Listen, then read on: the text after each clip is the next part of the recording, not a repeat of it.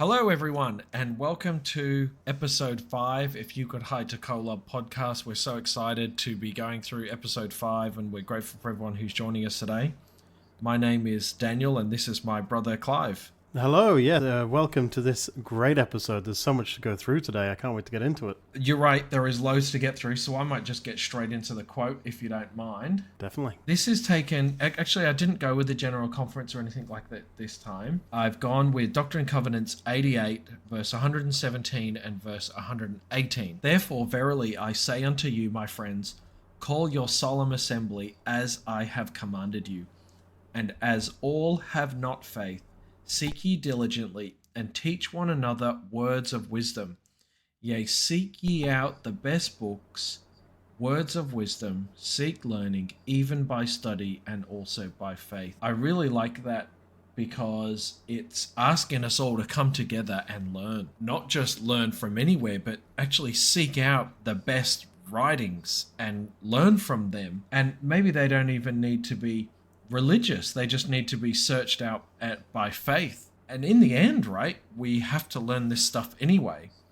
In this life, we don't have to. Just having a testimony and following the covenant path is absolutely enough. But when we get to heaven, we're still going to have to learn it. So we might as well learn it now. That's right, yeah. Learn it now.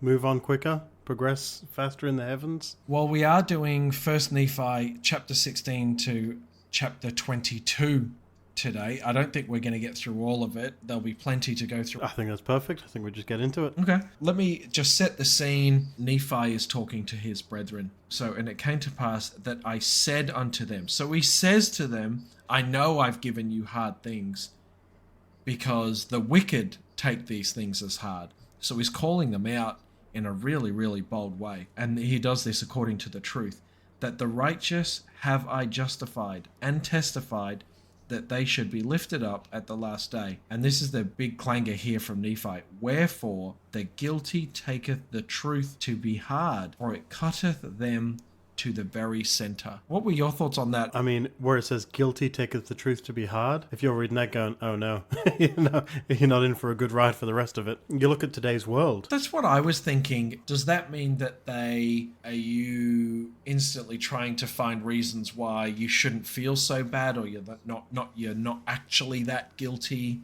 when you're feeling extra guilty?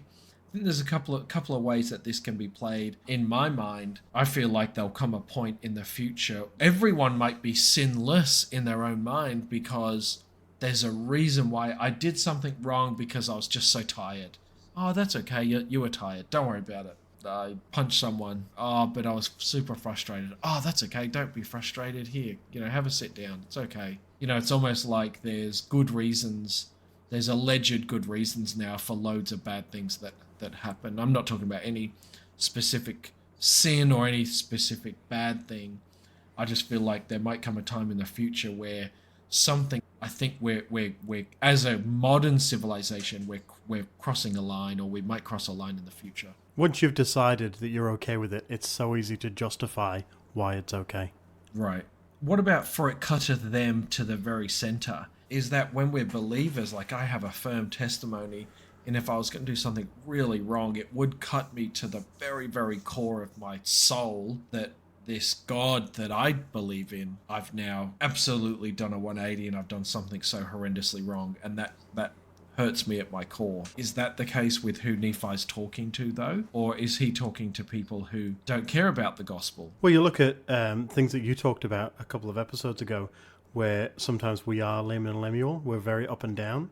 And we'll see that over the next coming chapters and verses, where Laman and Lemuel and the other sons and daughters of Ishmael, they are wicked, right? And then they're really, really guilty and feel really, really bad for what they've done. But then they justify it again and they're wicked again. And I think that's, the sort of thing that it's going to always happen through the scriptures, and it's always going to happen through our modern day as well. Well, Nephi kind of ends the talk. He says, and it came to pass that I, Nephi, did exhort my brethren with all my diligence to keep the commandments of the Lord. And it came to pass that they did humble themselves before the Lord, insomuch that I had joy and great hopes, he says. And don't forget, he has just come off the mountain and he's seeing the future as well. So he's still really in this phase, and you talked about it last week, actually. he's still in this phase where he doesn't want them to become wicked and see the things that he's seen, and he's trying to alter the course, I guess, as best as he can, and try to get his brethren to be as humble as he possibly can, which is what he says here. And then we switch into, so he has this speech. He says that I Nephi took one of the daughters of Ishmael to wife, and also my brethren took of the daughters of Ishmael, and also Zoram as well. He says, as an update, we've all got married. And it's the very next verse that I like that kind of surmises or gives an update on where they're at. So this is verse 8. So Nephi says, thus my father had fulfilled all the commandments of the Lord. What are the commandments? There's 3 things that Lehi is commanded to do. 1, leave Jerusalem. Well, they've done that. They're in the valley of Lemuel. Second thing, they need to get the plates. And the third thing, to me, is obvious now, that they needed to enter into marriage. Because he says, we entered into marriage, and the next thing he says is, now everything that my father was asked was done. So do you think possibly Lehi was given sort of a list from God saying, all right, take your family and leave. Then I need you to go back, get the plates. Then when you've got them, I need you to go back, get Ishmael and his family. Then I need you to get your sons married. And then, and only then, are you going to be prepared to then go into the promised land? Do you think that's sort of the idea? And then he's got, all right, now we've completed all the things that we've been told. Now we can get into the promised land. Do you think that's sort of the idea? I think so, yes. I think that Lehi has this vision, and he's been tasked with stuff to do. Exactly, because the very next verse, he says, the voice of the Lord spake unto my father and said, tomorrow you'll take your family and you'll journey into the wilderness. Right. So they're done now. They're at the valley of Lemuel. They've completed the 3 things, and now they're ready to level up and head out. An interesting thing happens the next day. Lehi wakes up. He sees this ball of curious workmanship, which we now know as the Liahona. Why is he given the Liahona? Is it because, we've talked about how he's this traveler, he knows the area. Could he have been given it because now he doesn't know the way? It's something that he's got to, all right, you don't know the way, I'm going to lead you to the way, because, from here on out, you've just got to go by faith. Right. I think what you've just summarized is totally correct. Lehi and co got to the valley of Lemuel, no stress, under their own steam. So maybe that was just the border of what Lehi's knowledge was. Possibly. Well, let's talk about the Liahona. So, first of all, we don't actually find out the name of the Liahona for another 500 years in the scriptures, because it's not until Alma reveals that the name that his ancestors called this ball of curious workmanship actually the Liahona. Right. So everything that we're going to read so far, it's just this ball of curious workmanship that has spindles on it that point in the direction that we need to go. That's interesting. I'd actually never thought about that before. Yeah, you're right. It's not called the Liahona at this very point in time. The Liahona, so what is it? It's a ball of curious workmanship. It's got 2 spindles, right? So one of them is to point the way that they need to go, and then it's got another one. Right. What's the other one? What? So they've got one that's pointing the way to go, and what could the other spindle possibly be? Well, I've read a couple of different articles, but the best one that rests the easiest in my mind, one could have pointed to north, true north, like a compass, because if it's pointing to north, the other one has got something to go off. Because later they say they went eastward from Nahum. I think that they can look up in the sky and they can go, well, north is that way. The spindle is working because this one is always pointing north and the other one's pointing at telling us where to go. Because otherwise as well, they might have gone, well, which one are we following? That's a good point, because we do learn later that, yeah, you're right, it stops working at some point, and how would they know if it stopped working when they could just think, well, that's the new way to go, that's the direction the Lord's telling me. So I guess if one of them is pointing north, they know that now, well, that's not north. It stopped working. Because they would have known what north was already, right? Yeah, I mean, if you look at the maps, there's mountains running. So, when I was in America, everyone knew north, east, south, west because the way that the mountains were running. I had no idea, but they all did. They should teach. And they should teach my wife. I say, we're driving, and I say, head north. And she goes, what way's north? Oh, head east up this road. What way's east? She says, just say left or right. Yeah, so Yeah, that makes perfect sense to me. They knew which way north was, and if the Liahona stopped working, they would know that because suddenly it's not pointing north. Yeah. So yeah, that makes sense to me. I guess, what you're saying is right. So the Liahona, it's an interesting thing because, well, even the history of it, we don't know where it came from before this, but we know that after this, it's passed down from generation to generation, just like the sword of Laban. And it's something that the witnesses got to see after Joseph Smith. And it's something that's always in our church history as this amazing feat, which is an amazing feat. But where did it come from? And how was it powered? And did Christ actually summon the atoms to join together and to make that?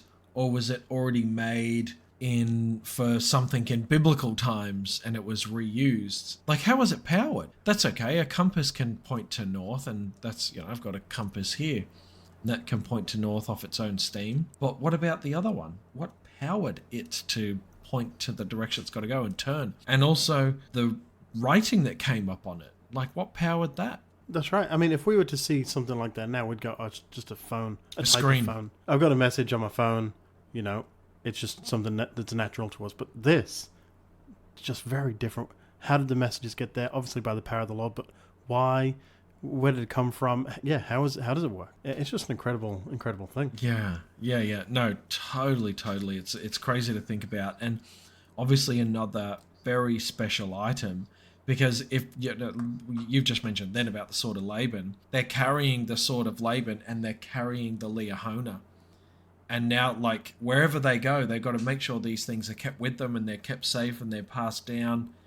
They're adding more things to themselves. I'm curious, though. An amazing thing, obviously, and it worked for them. But when I think about this, I think about Moses. Now, when Moses left Egypt, when he didn't know the way to go, the Lord sent down a cloud, and Moses followed that cloud, and that cloud showed him the way to go. Right. Why different? Why is this different to that? Why didn't the Lord either give Moses a Liahona or give Lehi a cloud to follow? What's the idea behind going, I'll give you this, but I'll give you this? Or is it just interpreted wrong and maybe Moses possibly had a Liahona? I don't know. Right. But I've always thought it was a bit strange how one idea was one way, another idea was another way, and I'm just not sure exactly why. That is really interesting. Yeah. Yeah, some more work to be done. Exactly. So the Liahona, it's given to them. They suddenly know, okay, well, this is the way to go. And they follow the direction. They go for the space of 4 days, and then they get to this land which they call Shaza. Shaza? Am I saying that right? Well, I've always thought it was Shazar, but I don't know why. Shazar? I'm happy to go with either way. Either way's fine. Well, I mean, there is a thing in the back of the scriptures that tells you how to pronounce it, so you're probably right. And importantly to notice here is they had to name the place themselves. So why is that important? It's important because they didn't just rock up to a town. They didn't just turn up to a town. They come to a place and decided, we're going to stay here. And therefore they gave it a name. They didn't turn up to someone else's town and they said, what's this place called? Oh, it's called Shazar. They've said, this is a great spot that we're going to stop and we're going to name it. And you're right, it is Shazar. It is Shazar. Okay, let's go with Shazar. For everyone listening, now we know. All right, so then they traveled to Shazar. Like, they rested and they used the Liahona to go in the direction of where the food was. So they set up camp, they used the Liahona, and they followed it to find where food was. Now, we read that Nephi has this steel bow that he's got, and it breaks. Yes. Now, I've learned that all through primary. His bow breaks, and everyone complains, but everyone's got a bow. So what is it about his bow? So I've been looking into, the steel bow. They didn't have, great amounts of steel that they could just turn into bows and things like that. And would straight steel be a good bow? Does straight steel have any flex, by the way? Isn't steel just like a solid metal? I mean, it'd be hard to hold for sure. Be heavy? Definitely heavier than wood. Right. But what I've found is that when it talks about steel bows in biblical times, they're actually not talking about full steel. They're actually talking about decorated, reinforced bows, mostly made out of wood. And they call them composite bows. Right. They use Composite them... just meaning made of many materials. Exactly. So it's mainly made of wood and animal horns. Right. And they glue this all together in, with the special way that they do, but then they add things to it. Bronze, copper, steel sort of like material, metals, I should say. Right. To make it sort of fancy it up a bit. And the way that they would use it, it was more powerful than a normal one. It could shoot, regular arrows 300-400 meters away. 100 meters? It was very effective. Wow. His bow... we've talked about how Nephi, he stops to look at the sword of Laban and how great it is and how well made it is. We know that he's some kind of possibly blacksmith or definitely someone who's handy with tools. So it's, quite probable that he's made this bow himself and he's really decked it out and he's made it just the best one he's got. It's not fully made of steel, but it's just a really beautiful piece. One thing that's interesting to note is...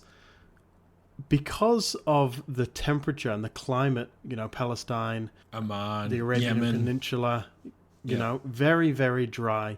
And because of that, these types of bows, they warp and they break in the weather. Right. And so that's what would have happened to him. They're all hunting. His is the one that he spent all this time, all this effort to shoot just the furthest thing, catch the things that they don't have to chase. But his is the one that broke. And I suppose this is probably why they murmured so much. They've gone, you've got this amazing bow. You took so long to do this. And now you've gone ahead and broken it. So, because theirs just wasn't anywhere near as good as his. I mean, I've always thought it a bit strange because there's just like 2 little verses that are attributed to everyone else's bows being no good. And their bows having lost their springs. Okay, well, they're adults. Like... yeah, stop blaming someone else. Yeah, but what you're saying makes sense because, in fine steel, and it's almost like Nephi was the main hunter. Yeah, exactly. And then he's broken his after they've broken theirs, gone, now it's your fault. Yeah, but the main one's like gone. We talked about, but it's like we talked about before, Laman and Lemuel and everyone that complains against Nephi, they're not going to go, we're all at fault here. They've gone, who can I blame? Yeah, true. Whose fault is it now? Now we're hungry. Your amazing bow broke. Good on you. This is your fault. We're hungry. Exactly. Yeah. So then sort of Nephi took it upon himself to then go, well, I've got to fix this. I've got to do what I can. So Nephi makes another bow and he makes it out of wood and he gets straight sticks and straight arrows and he goes off hunting again. So he's gone, all right, fine. I don't know if he's taken it upon himself, but he's always the guy that goes, I can find a solution. Help. Exactly. And so he's gone, well, I'll go and make one. Yeah. And the next part here, if I keep going, is a very challenging time for the family now. It's not just the brothers that are highly frustrated with Nephi, it's actually Lehi as well. Verse 25 is, so Nephi makes an arrow. Nephi makes a bow, as you've mentioned. That we see here at the bottom of verse 23. And I said to my father, whither shall I go to obtain food? And Lehi, in verse 24, and it came to pass that he did inquire. So Lehi inquires of the Lord, for they had humbled themselves because of my words. And I did say many things unto them in the energy of my soul. Nephi goes back at his father and his brothers and tells them that the Lord's going to provide for them, even though they're so frustrated with Nephi breaking his bow. And Nephi's bow breaking is just the absolute end of the world. But now, even though Lehi's been frustrated and he's kind of lost sight at the bigger picture, Nephi comes to him and says, well, hey, you're the guy that's got the Liahona. Tell me where to go. And Lehi's then obviously feels a lot of guilt. And he's going, oh no, I now need to talk to God. And I've just had an absolute fit on Nephi for breaking his bow. And so verse 25, and it came to pass that the voice of the Lord came unto my father, and he was truly chastened because of his murmuring against the Lord, insomuch that he was brought down into the depths of sorrow. Now, I don't know about you, but I'm thinking that Lehi here is the patriarch. He's had some incredible visions. He's completed loads of things that the Lord's asked him to do, miraculous things. He is a human just like us, and he's faltered. For Lehi to be brought down into the depths of sorrow must have been quite a confronting time for him, and something he must have just felt absolutely rotten about. Yeah, even for everyone around him, you'd think, if you see Lehi, if you see your father doing that, you could sort of take a step back and go, oh wow, this man that nothing ever troubled him, we left everything to follow him, and now he's sort of broken down and then repented and just felt horrible for everything he's done up to this point. And it doesn't... Must have been a scary time for everyone. And it doesn't get better, right? Because then the Lord says, well, go and have a look at the ball. I think it says... where are we? Verse 27. Trembled exceedingly. Whatever was written made him fear and tremble exceedingly. Not just him, and also my brethren and the sons of Ishmael and our wives. It's made... Whatever was written on the ball was a big, big problem.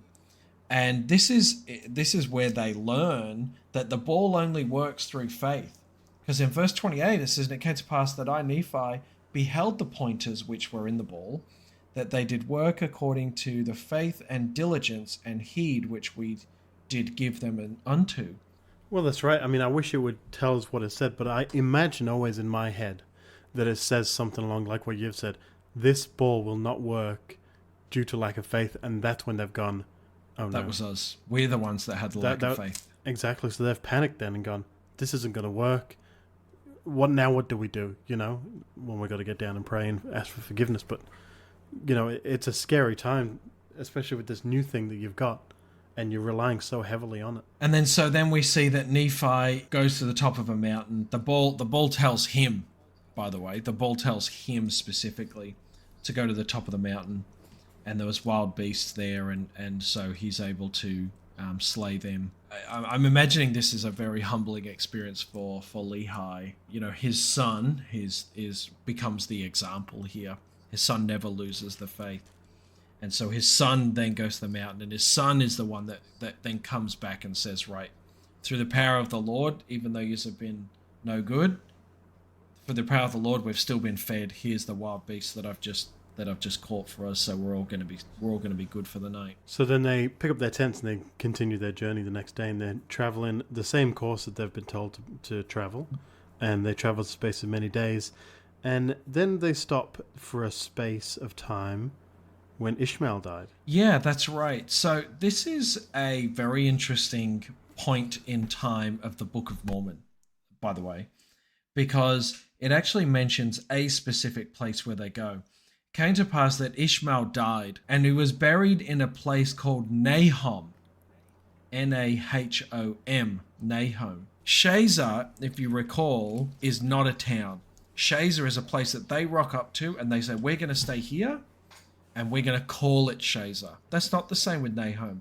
They go to Nahom, in the place which was called Nahom. Okay, so where's Nahom gone?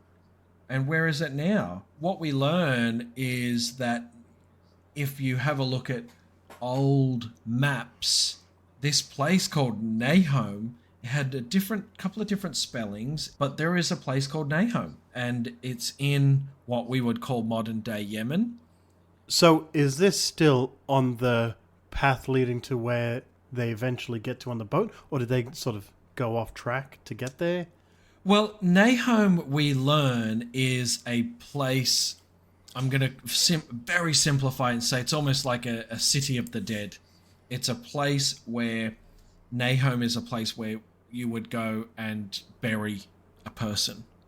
So whether they've come off the beaten track and then gone, oh, there's a town here, oh, it's Nahom, that's where we should bury Ishmael, or whether they were just past it or just before it, they've got Ishmael, they need to bury him, and then they know, oh, we're going to take him to Nahom, because that's where you take a deceased individual when you're out. And is that place still like a town Like a cemetery town? It isn't now so much, but there's plenty of history to suggest it definitely was.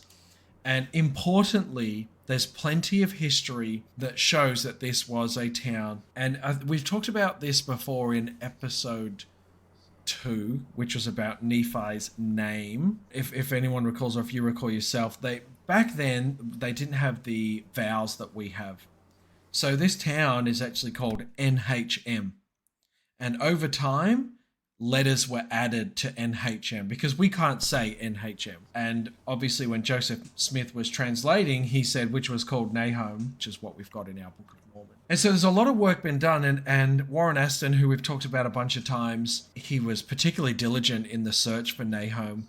And I recall, I think he'd got to the point where he found a map, or he'd found some solid evidence that Nahum was called Nahum, but it was 500 AD. And so that's not long ago enough for this to be accurate. I'm going to say, I'm not going to be quoted on it, but I'm going to say late 90s or very early 2000s, a new archaeological site was dug out and there's an altar there. And that altar was dated sort of around 700, 600 BC. So just before this family would have got there, around about the time that around that era. Wow. And the altar clearly says NHM. It's great to know that, I think, because this is a good reason as to why the Book of Mormon can stack up, because it clearly says here that there's a place called Nahum that they didn't name, and there's great evidence to suggest that to show that Nahum was a place. And you can go there today, in fact. It's in modern-day Yemen. I don't know if I could get there. It's pretty remote, but someone could if you wanted to. There's no problem. So a great piece of information there about Nahum, and something that really helps us understand that the Book of Mormon really does stack up, particularly because this town, this NHM, was discovered, I'm going to say, at least 160 years after the Book of Mormon was released. Right. So it's only a little verse. Chapter 16, verse 34, it's only small. It's just 3 lines, but it's got some significant impact on the weight of the Book of Mormon. Interesting. Yeah, that's really interesting. So after this all happens, it goes a bit downhill for a minute. Ishmael's family, they're not happy. They're not happy with Lehi. That everything that's happened. Yes. Their father's dead now. They murmur, they complain, and it's just, everyone seems to jump on the back of Lehi and Nephi, and they complained against their father, complained against Nephi, and Nephi just stood up to them and said, this isn't the way the thing's supposed to be. You need to repent. And Laman's quite the antagonizer here, isn't he, as well? He seems to be the one in charge of the people that complain, definitely. Yeah. Okay, so chapter 17, if we get into that, we've got verses 1 to 4 is the traveling to Bountiful. So their family is quite blessed along the journey, but it does take quite a while. So they've lots of raw meat here, which it specifically talks about, which were able to go to the women, and in particular, they were healthy. They were very healthy, and they bore children, and the children were healthy as well. That land between Nahum, and I have spent quite a bit of time looking at where Nahum is and where most likely Bountiful is, which is we'll come to shortly, which is Kafut, which is what it's called today, and that is a challenging place to get through. So they were very nourished, they were very strong. And they last 8 years in the wilderness. And the wilderness means the place between Nahum to Bountiful. And it's a few thousand kilometers in between. And they're actually there for 8 years.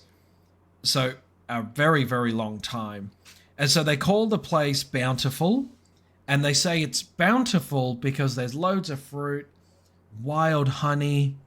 It's near the sea. It's just a real, the picture painted of Bountiful is just a really, really beautiful spot. So I'm going to go on this again, Clive. Where is Bountiful? There's a couple of different clues. So in the 90s and in the early 2000s, there was a couple of parties that went out, and they were in search. They walked through the Valley of Lemuel, which we've talked about in a previous episode. But their real focus was to get to Bountiful and to understand where Bountiful was.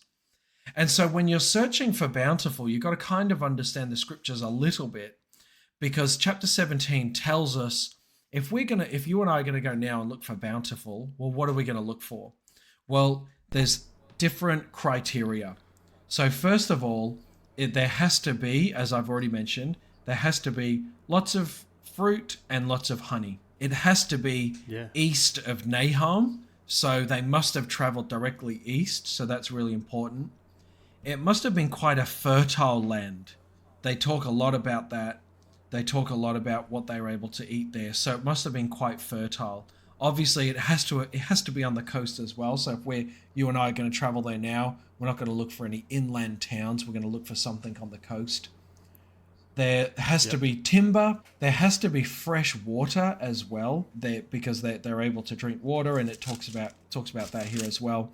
And these descriptions come from chapter 17, but also chapter 18. In chapter 18, when they talk about building the boat, there's timbers. There's not a tree. There's timbers. There's different types of timbers. Nephi is also called up onto a mountain. So there has to be a mountain. There has to be cliffs. Of course, Nephi has to make tools. So there has to be the appropriate material to make tools. So there has to be beasts as well. There also has to be no one there. These are all of the different criteria of what Bountiful looks like. And so there's this place called Kafot. Kharfot.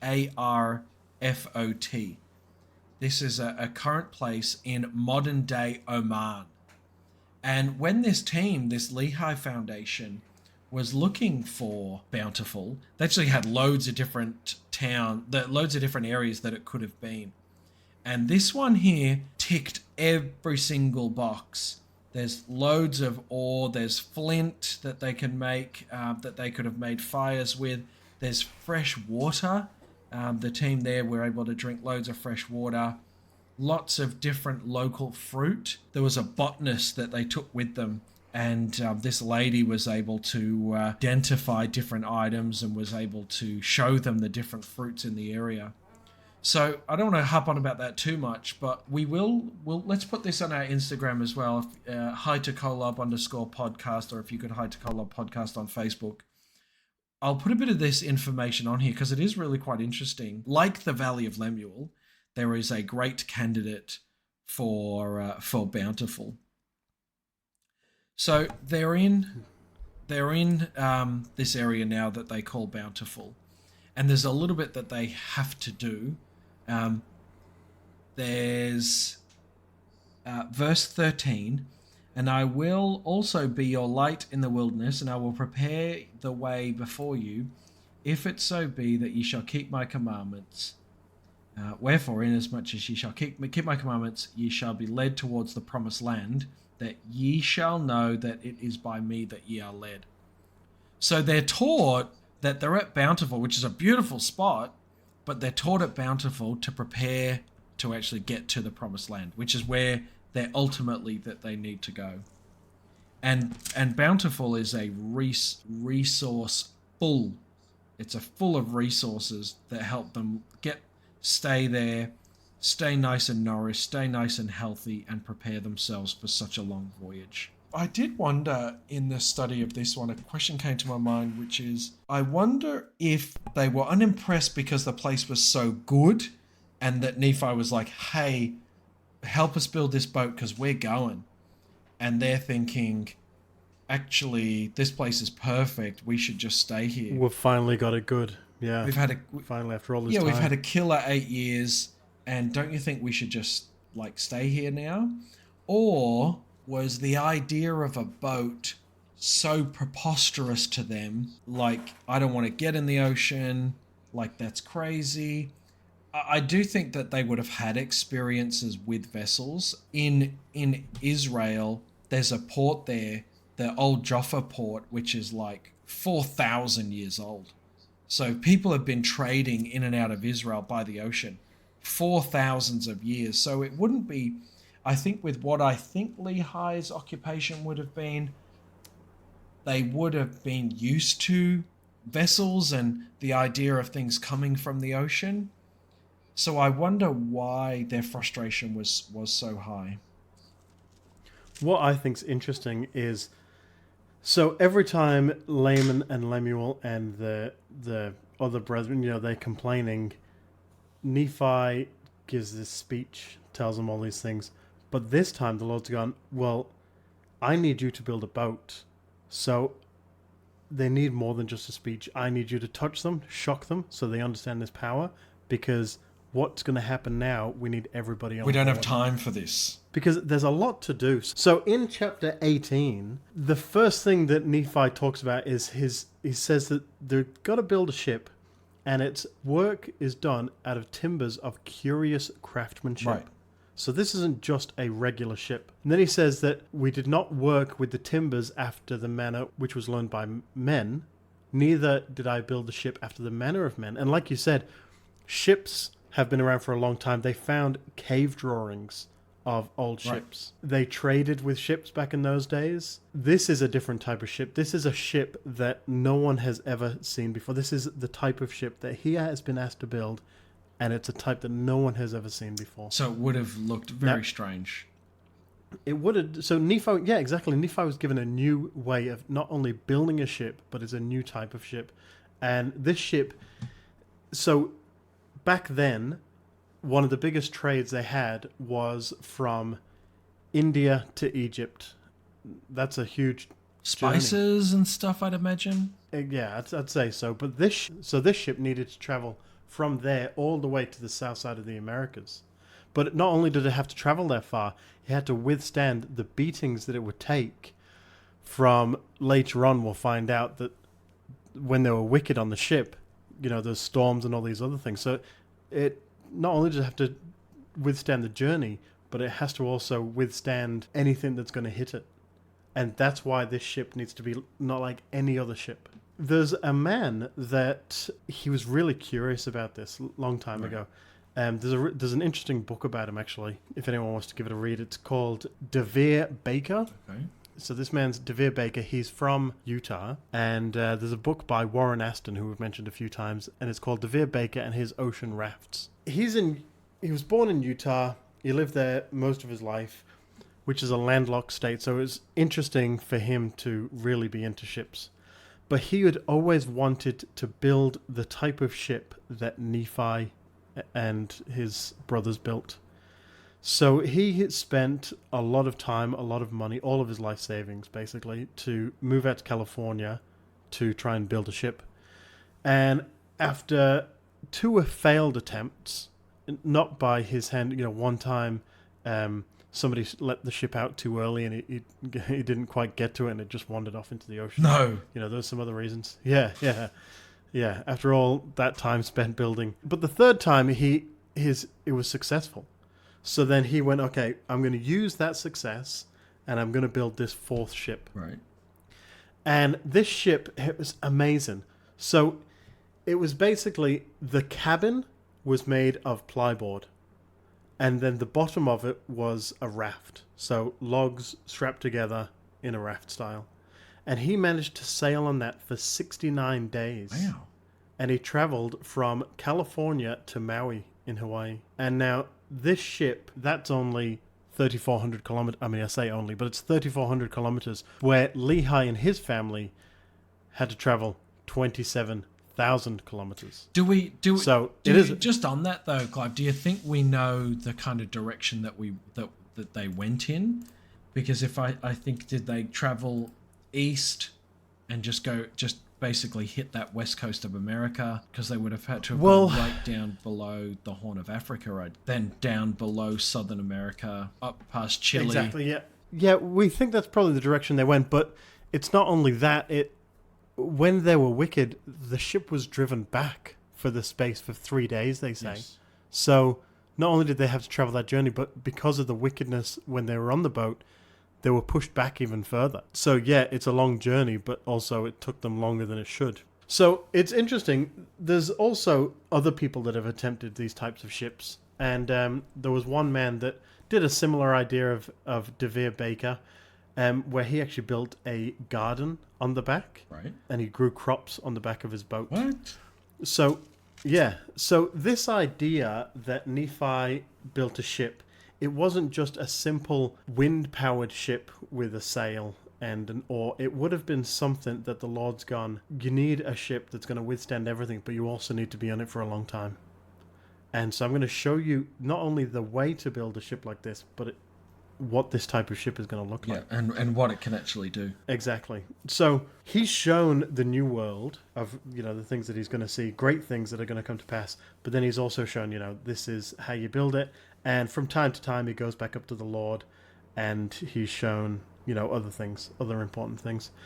It's a great, great story. We know that the ship was most likely powered by wind because the winds picked up and moved it around when it got rough, and the Leahona guided the direction, so it must have been powered also by them, as in they decide which direction the ship's going to go, because the Leahona worked while they were on there. It wasn't just being dragged along by dolphins. Well, I imagine, good point, big whale, just saddle up. Yeah. I imagine that they must have been taught how to use said boat, because you can put the sail up, but depending on what direction you put the sail up, it can help the boat turn different ways. So I imagine part of that was training, that when you're on the open ocean, here's what you're going to do. Yeah, exactly.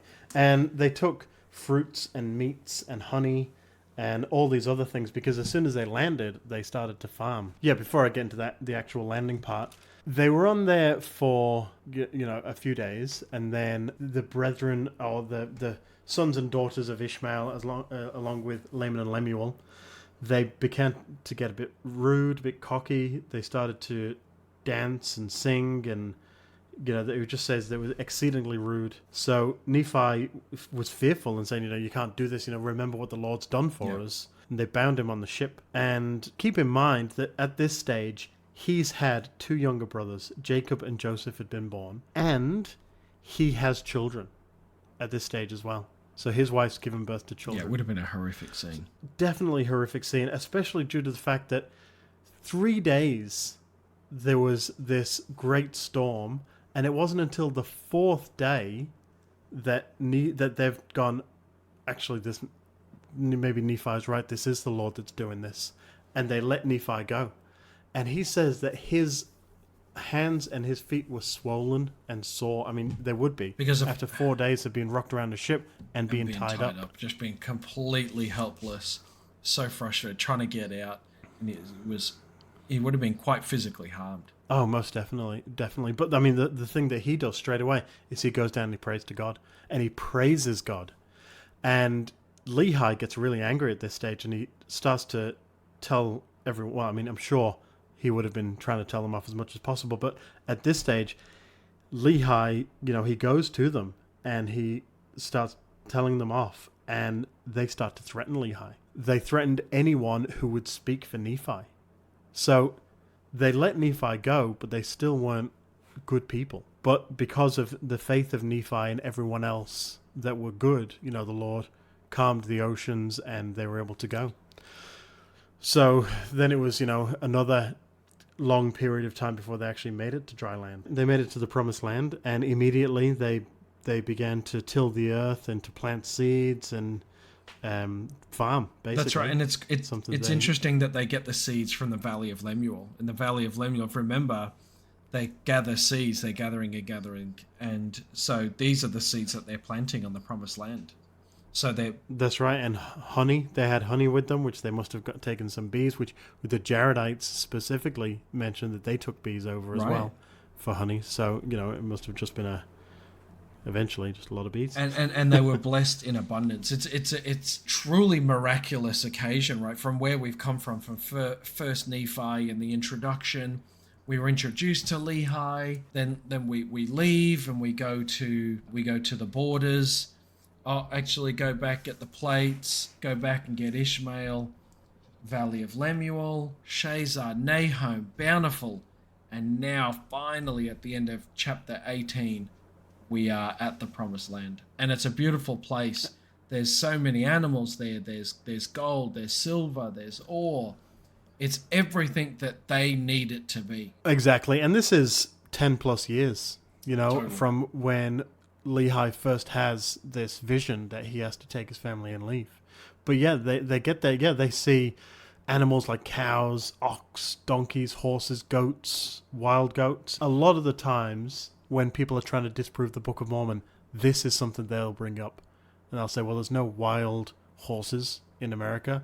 There's no wild cows or ox. But there actually have been discoveries. There have been discoveries that species of horses, donkeys, and elephants have even been found over in North America, dating earlier than the Book of Mormon. We know, and I mean we know anyway because we believe the Book of Mormon, but we know that these things were around at those times. So, I mean, from 590 BC to now, a lot of things has changed anyway.